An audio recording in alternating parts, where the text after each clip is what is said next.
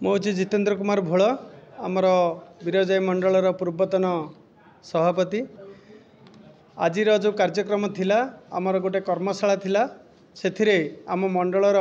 जो माने राज्य स्टेट लेवल जिला लेवल एवं पंचायतर सभापति वार्ड मेंबर रिप्रेजेंटेटिव जो माने अच्छा आम मंडलर समस्त एठिकी निमंत्रित करा आमर नरेंद्र मोदी जे आमर प्रधानमंत्री आम पार्टीर सर्वोच्च नेता तांकर 75 वर्ष बयस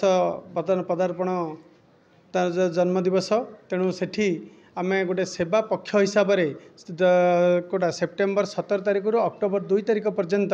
आमे तार गोटे सेवा पक्ष जो 15 दिन प्रोग्राम रही से प्रोग्राम केमिति को पंचायत रे आम जोन रे को जगह करा जिवो एवं लोक मानक द्वारा कौन तांकर सिटी बेनिफिट आमे करि परिया कौन से सब सेवा गुड़ाक जोगई दबा से सब विषय रे आमे बहुत पुंखानुपुंख भाव आलोचना कलु एवं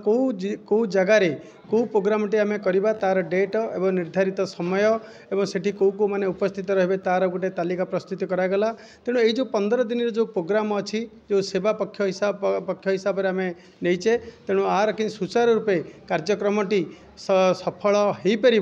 तो सही विषय आज आम पुखानुपुख कर्मशाला थिला। आज आम बहुत खुशी अच्छु आज समस्ते आज उपस्थित थिले एवं तार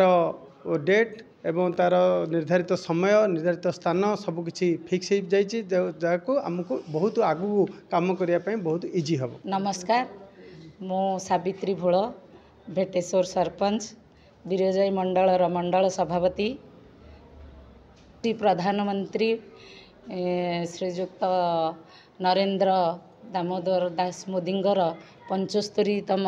जन्मदिवस आमर जो सेवा पक्ष उपरे